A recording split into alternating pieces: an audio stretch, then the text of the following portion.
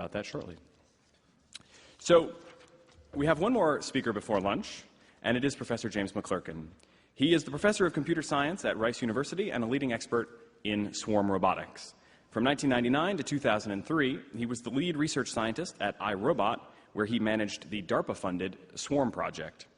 In 2003, as a PhD candidate at MIT, he won the Lemelson MIT Prize for Student Invention. Professor McLurnkin's research is inspired by the behavior of ants, bees, wasps, and termites. He develops distributed algorithms that allow cheap robots to exhibit similarly advanced group behaviors, including exploration and even dynamic task assignment. He is here to explain how multi-robot systems offer faster and cheaper solutions for many problems, and he has brought some robots along for a live demo. Please welcome Professor James McLurnkin. Thank you.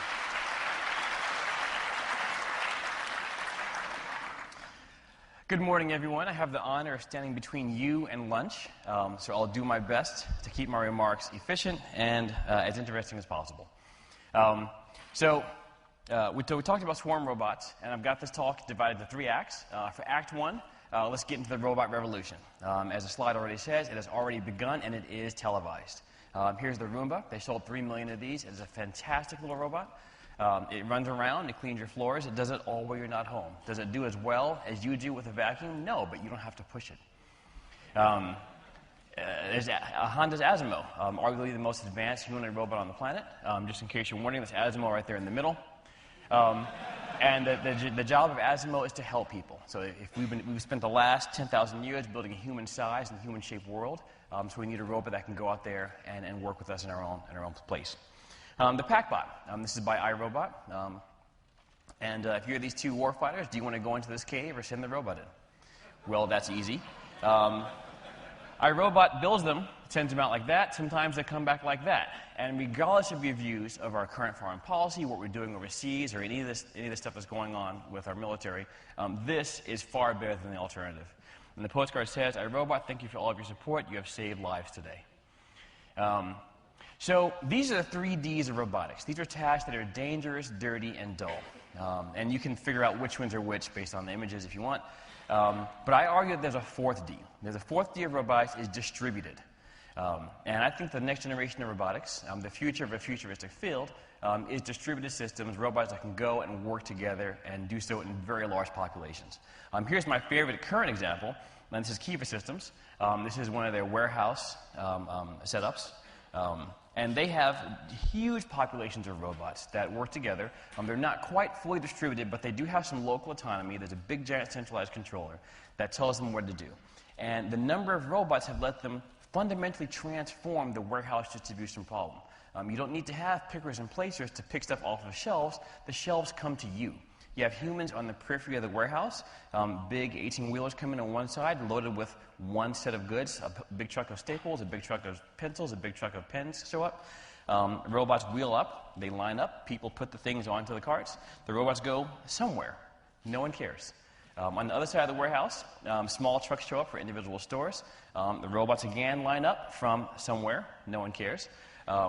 And the humans can put the stuff onto the small trucks. All the while, the inventory is actually moving and marching around the warehouse. If you need to move to a bigger warehouse, you just build a ramp between them. I think Staples did this. And the robots march up to your new place. Fantastic stuff. So transforming the problem through large populations is what I'm really thinking about. So imagine you have a forest fire. We just had a bunch in Texas. What if you had 20 robots to look for hot spots in this forest fire?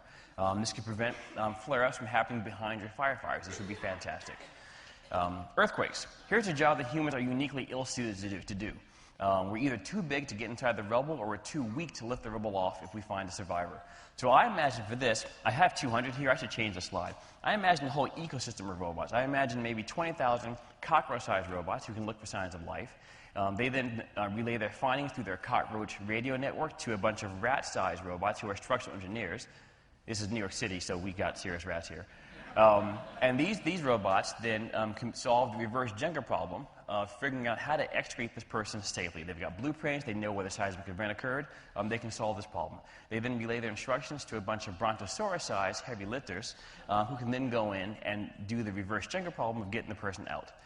So this would be a fantastic thing for robots to do. One of my favorite applications, though, is sending robots to other planets. So right now we have 2 robots on Mars, or we had 2 robots on Mars. Next slide, please. What if we had 2,000? And it might look something like this. So here's my demo. And I have to start the demo in the way that you should never start a demo, by begging forgiveness, because the house Wi-Fi is really powerful. My robots are less so.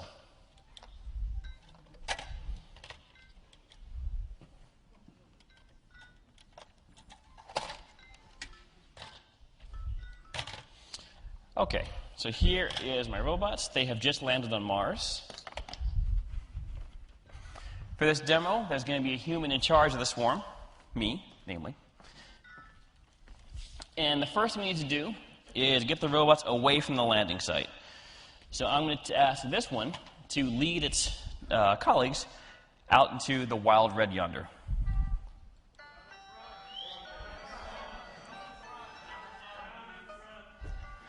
I think they're saying down in front.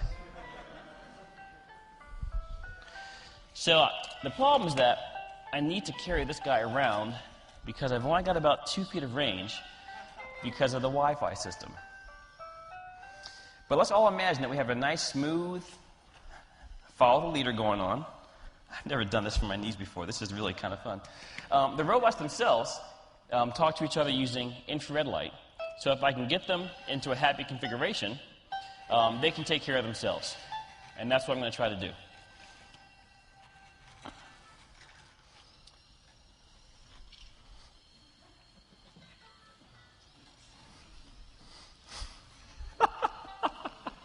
This, of course, is the one trip where I have a single pair of jeans as well.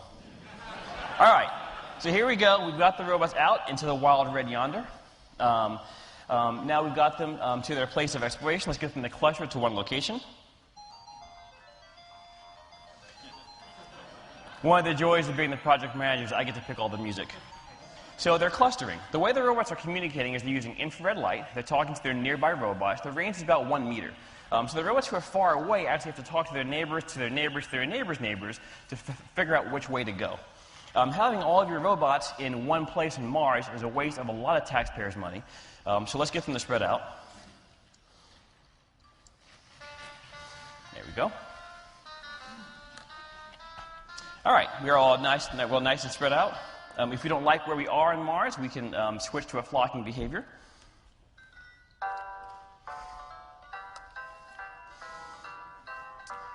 We can all move off together, a very simple swarming.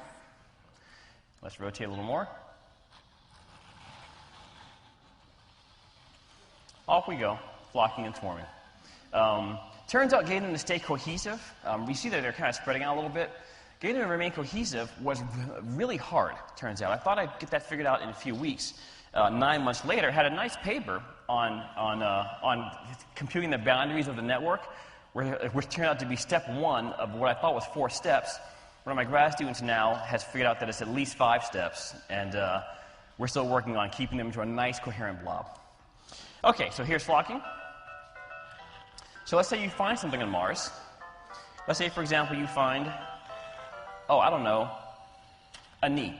That would be very exciting to find on Mars. So what you'd want to do is get some other robots to help you analyze this specimen of patellar tendonitis. So I'm going to ask this robot to navigate through the network to that one over there. Now, when I say navigate through the network, this is the same way your email routes through the internet, but these robots have to physically route. So this begins our theme about physical data structures, where the computation that's happening is in the physical world, but the algorithms are computational algorithms. And then a mean engineer comes and moves the robot, but that's okay, the network is dynamic. It has to be. The robots are moving all the time. If the network was not being rebuilt, nothing would ever work. Okay, so there's our navigation. Clustering. So now we want to have 3 groups of robots, red, blue, and green. I don't care who's in what group. Apparently we don't only have 1 red. How sad. Oh no, there's another one. So they're trying to move to members of their own group and get away from other groups. So very much like junior high lunchrooms, you end up with 3 clumps of robots doing different tasks. If you wanted to, you could have them dispersed and have their tasks written interstitially, but that doesn't make for a good demo. Okay. This is orbiting. I'm going to cheat and move the center. So let's say you have found something on Mars and you want to keep it safe from Martians or anything else that may be threatening your find. So the even-numbered robots are flashing their red lights and they're clustering around the source. The odd-numbered robots are flashing their blue lights and they're orbiting the perimeter. So as long as whatever is on Mars is scared of a 5-inch tall robot, you're in good shape now. And our last demo is my favorite. So for the computer scientists in the room, this is a physical bubble sort. What they're going to do is they're going to arrange themselves in a sorted order based on lowest ID, which is this one right here. That's, by the way, how the leader is selected. The leader is elected not based on anything I do. It's based on whoever one is the lowest ID, which means, whichever one has never received a message from a robot that's less than it. Okay, so now I'm going to tell them to form a straight line. So all the robots with IDs, so every robot is going to figure out, am I the lowest? No, because I've got a message from robot 3. Likewise, one of them is going to figure out, am I the highest? And that one's going to be no, it's the highest. All the other ones are neither the lowest nor the highest, so they're going to look for the highest ID less than them and the lowest ID greater than them. That's their successor and their predecessor in the sorted order. They're going to physically move between that. That creates a straight line segment. And then if they're all doing that by induction, you get a globally straight line. So off we go. There's the highest ID. It's 113, I think. Indeed. And all the other ones are doing their best to get themselves arranged. And they've done a pretty good job. It never works that well. Well, since that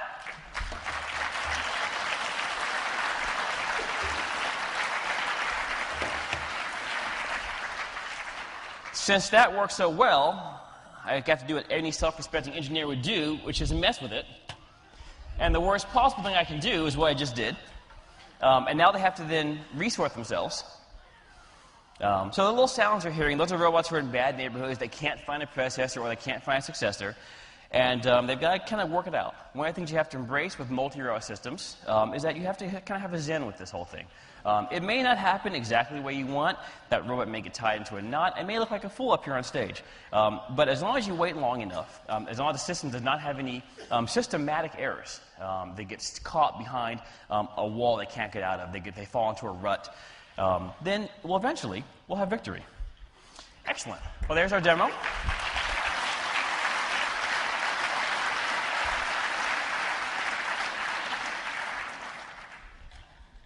I'm going to leave them up here because I can't turn them off. All right, let's go back to the boring PowerPoint. So how do you program 20,000 robots? Where does this come from? So here's what the lab looked like back at iRobot before Roomba took over my research space. And this is 68 robots. So let's do something useful with them. So I've got this demo on stage. Let's do something slightly more useful.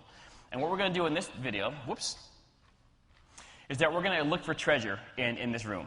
The treasure is hidden on the left-hand side of the screen. In this case, it's an orange ball. You can tell robots anything is treasure. They're not very smart. And you're going to see 4 types of robots. Blue robots are on the boundaries between explored space and unexplored space. And they're going to ask the red robots to push them forward out into the environment. White robots are guides. They're going to lead the humans to the treasure. And green robots want to go back and go charge. The video sped up about 10 times. So off we go. You can see the blue robots on the boundary, and the red robots are pushing them forward. Now, the robots have already found the treasure. There's one over there blinking very excitedly in those tables. The treasure really wasn't very well hidden, but like I said, robots aren't very smart. So when the lights go back off, you'll see some white robots, and those are guides, and they're going to lead us to the treasure. They run the navigation algorithm you just saw. And green robots have low batteries. They're going to go back and go charge. When we're all done exploring, we had to get them all back home, so we had to run recovery. And here they are recovering. They're forming actually a maximally spanning tree. I've got a slide on this. And they're all trying to get back home. But the important thing about this video is that for the keen of eye, you will notice one little robot didn't quite make it home. We had 104 robots that day. We had enough robots, these robots, to make the floor shake in this wood-framed schoolhouse, which is really very cool. 104 robots, one didn't get home. That's less than 1%. That's just fine. We did have some other more serious problems, though. When you're 5 inches tall, the world is a very big place. So we tried a whole bunch of clever techniques to get them to not be quite so stupid. Eventually, we gave up and ran around with duct tape, which further proves duct tape is a solution to all problems. All right, so where do these ideas come from? And nature provides a fantastic repository of distributed algorithms for which engineers can not usually seek direct guidance, but almost always seek inspiration. So we have leafcutter ants, weaver ants, and carpenter ants. These are my personal ants in their ant condo. So here's a slide from Professor Thomas Seeley at Cornell, and he has been studying honeybees for forever, essentially. And this is his idea of how they figure out where to forage at a particular nectar site. So the boxes say things like probability of continuing forage from site A, foraging rate from site A, total strength of recruitment signals from nectar source A. So they can now choose between nectar source A, nectar source B, blah, blah, blah, blah, blah. So what's important about this isn't so much what it's doing as is what it is. So the computer scientists in the room, this is a flowchart. I can take this and slap some semicolons on this and expect that I can compile this and run it on my robots. So the biologists get external validation of their model. They can't change the software on their bees to really see what is affecting what. So it's good for them. The engineers get software that's been debugged for 160 million years. Get it? Debugged? All right. Here's another thing I want to look at. This is multi-row manipulation. And these animals do not know the geometry of their environment. They don't know the geometry of the potato chip, but they're able to get it moving pretty well. I want to understand how they do this. Okay, so what does nature teach us? We have an existential proof that these things work, and they work well.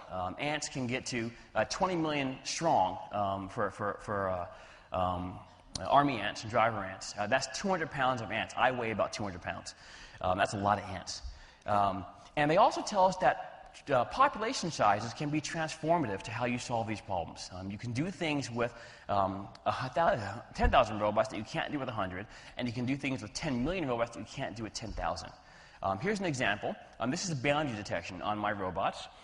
So they're trying to figure out who's on the outside and who's on the inside, and they've done a nice job here.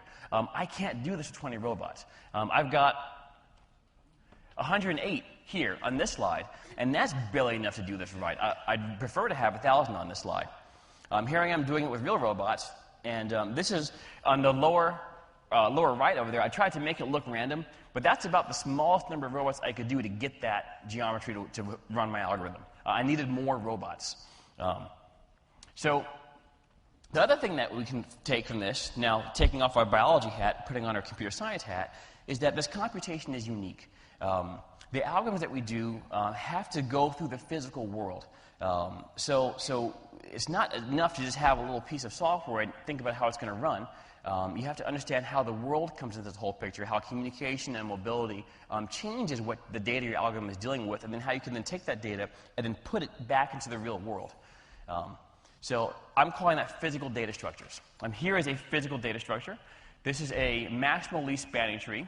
The blue robots are forming a communication backbone for all the other robots. So every robot has a connection to a blue robot somewhere. They can all get information to the communication highway to get back home.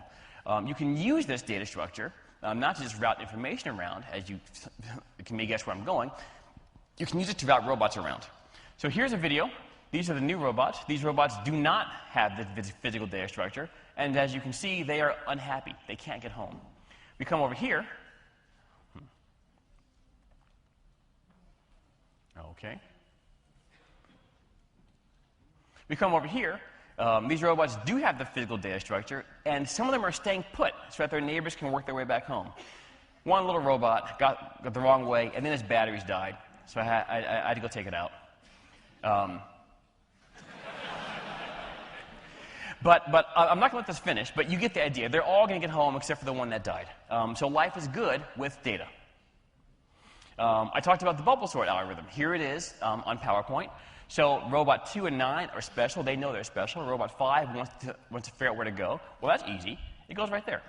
When you get more robots, well, if they each iteratively move to their best guess, Turns out it all works out. And the math behind this, I've got a student who's working on the math behind this. He's got actually very beautiful mathematical proof that says that it actually does work. And you've seen the video, so I can skip this. Finally, if you want to explore a building. So here we want to get the robots to spread out as far as possible to search everything in the building. But if the building is too big to search simultaneously, what can you do? You have to have someone to keep track of where you've been. So we'll get them to go through the hallway. They'll find a junction. They'll do a push onto their physical stack. We're now going this way. Everyone go this way. They go that way. Then I say everyone go this way. The green robot and the red robot are storing information about which way they're exploring. They get to a junction. They get to an endpoint. They tell the green robot to switch. Now the information has been updated. So now you know the new way to explore. So you can source information where you need it, aka at the junction. And you can update it without ever having to have the robots build a global map. They don't know where they are. They just know, I'm at a junction, I'm facing this way. And you can do that in real life. Very nice, thank you. So here the robots are coming down. The junction robot is the one with the dunce cap. I'm using that just to mark where the junction is. This one here is going to find the junction and then point that way. Everyone go that way. The robots now head out. We'll speed up again. When they get to the end of the corridor, there's another dunce cap marking the end. That robot over there says, I'm at the end, everyone go the other way. And then they all go the other way. And that's where my student's camera ran out of memory. But you can store the state physically, which is, you can get some real efficiencies there. Okay, summary. Multirow systems are going to become the norm, not the exception. I'll put my stake in the ground on that. We need algorithms, theory, and hardware to support this revolution. So the research in my group tries to cover all these things. We're heavy on algorithms, and then 50% algorithms, 25% theory and hardware. The real breakthrough that I'm trying to make is how to understand how to do this sensing, computation, actuation through the physical world, and how to reason about it in a nice, clear way. Computer science has, essentially it's a branch of mathematics. It's made a lot of ground, made a lot of advances because they have a nice, clean model of how to deal with computation. So I want that for the robots. And I think physical data structures are a way to do that. Okay, so Act 3, robots in the classroom. Taking off my research hat, putting on my professor hat, my scholar teaching hat, is that I want to have impact in education. So we are in an education crisis right now. We have policy and politics that are largely anti-education. Our funding, I live in Texas now, which is, well, it's Texas. So people say, we spent all this money on education, it's really bad, we should cut the funding because it's not doing any good. I'm like, that doesn't make any sense. We need to hire, we should double the salary of all the teachers, just right there, so that way my students, when they come out, they have an offer from this, again, this is Texas, so they have an offer from what is that, Exxon, for $89K, and an offer from a local school for maybe $60K. So you're asking her to take a $29,000 pay cut. Right now, you're asking her to take a $59,000 pay cut. And that doesn't make any sense. All right, so these ones here are above my pay grade. Let's deal with these bottom three. Counterproductive social pressure on students, a.k.a. you're a dork, you're a geek, you should not be doing technology, particularly if your skin is brown. Uninspired curriculum, and amazing absence of fun in technical curriculum. So I think Robots to the Rescue can solve this problem. I think we can fix this. I want to increase engineering literacy with a fun, hands-on curriculum. I want to work in the real world with real robots. This is what I give the freshmen in my class, first semester freshmen at Rice University. Everyone gets a Tupperware container. Inside the Tupperware container, they find, they don't find this. They find a USB connector. They find a piece of anti-static foam, and they find their very own mobile robot. This is what they use in my engineering systems class. We cover mechanical engineering, computer science, and electrical engineering. They study control theory, communications, basic robot behaviors, simple artificial intelligence, all in the course of the fall semester. So we'll set that up here. So, blah, blah, blah, blah, blah. The world didn't need another robot, but of course we did need another robot, so I built one. Old robots, new robots. We'll skip all this stuff. The robot that we have now, the new one that we're working on, is an advanced low-cost multi-robot. It does almost everything these 2003 versions do, except it does it at about 1/10 the cost. So it's advanced enough for real-life research, it's robust enough for classroom usage, and it's cheap enough for a K-12 outreach. The design will be open sometime next year. We're going to release this stuff so that everyone can use this thing. So the sensors that we have are a bunch. They're light sensors, and you know what? I'm going to skip this. You can find us on the website. Lots of sensors. Really simple mechanical design. And lots of sensors, by the way, not only makes your robot a better robot, but it opens up huge curriculum possibilities, even fun possibilities. You can use this robot as remote control to control another one. That's a great homework activity to give your students. At any rate, amazingly simple, elegant design. I can take like a little bit of the credit for this. My students are fantastic. For 14 screws, whole robot, 14 screws. I love it.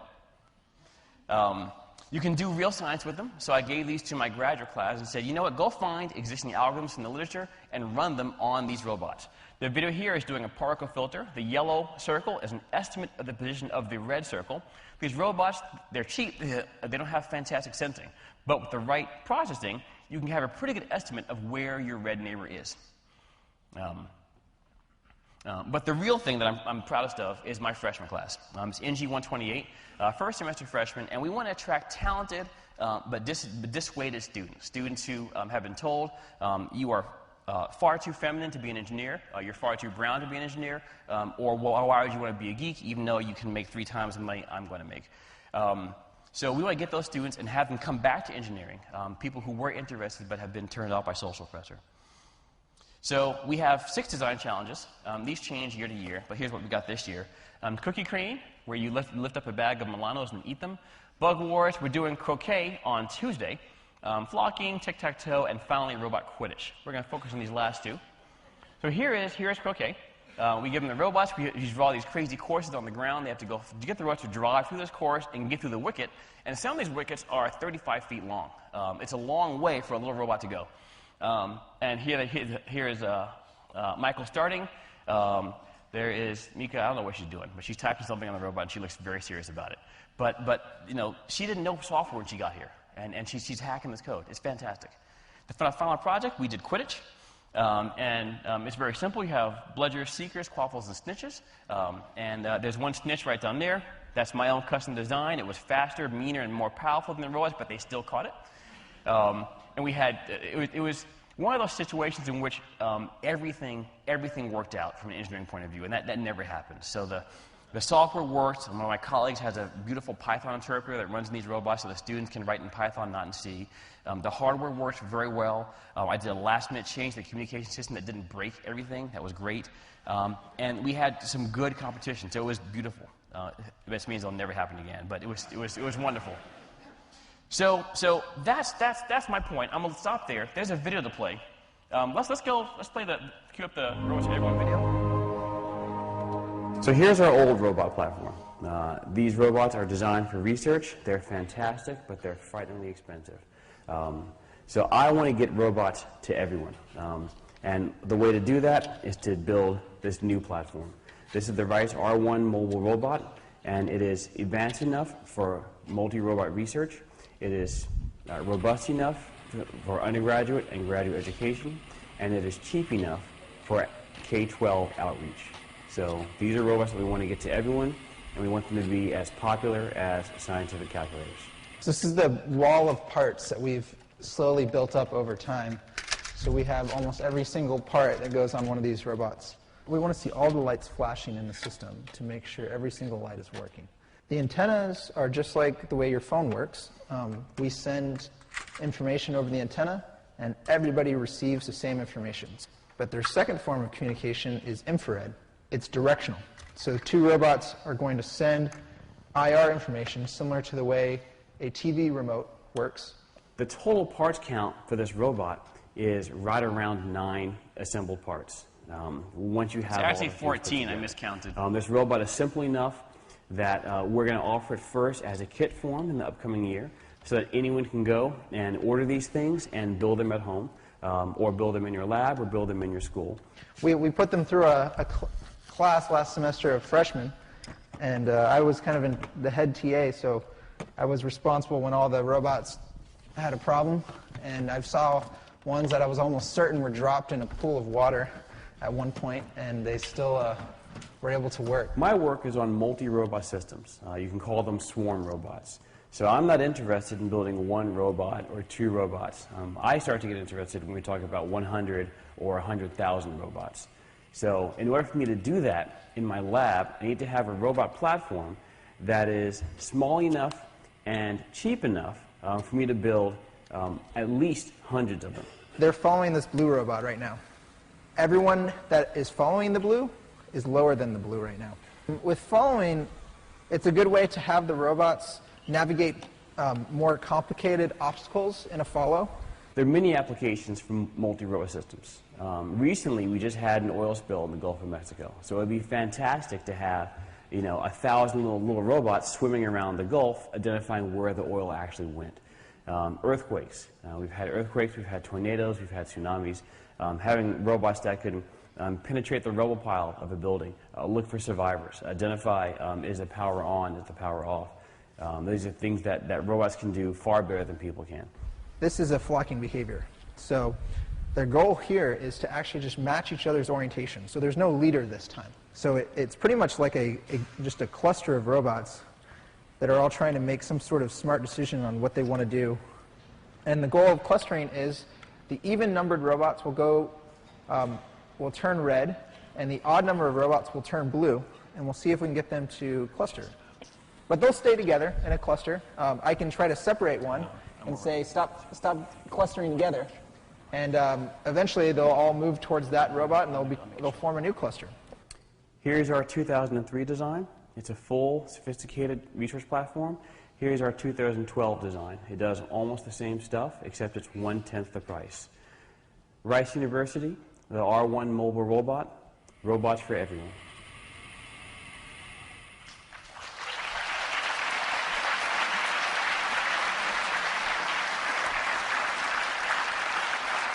Thank you. So I'm actually a minute and 7 seconds over time.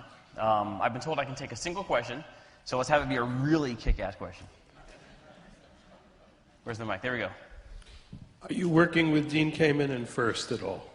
Do you know FIRST Robotics? Are you in contact and working with them? Am I working with Dean Kamen and FIRST Robotics? No, I'm not. But I'm a huge fan of what he's done. In particular, he looked at the problem and said, this is not a technical problem. We have a social problem. We need to rockstarify science, technology, engineering, mathematics so that it's cool to be a geek. Yeah, no, we can clap for that. So, and the robots are just a tool to make that happen. And they sold out the Georgia Dome 3 years ago. I mean, it's fantastically. So I'm a huge fan. Well, that's it. Thank you. Thank you so much, Professor James McLurnkin. Great job. I'm really glad we got to do the demo.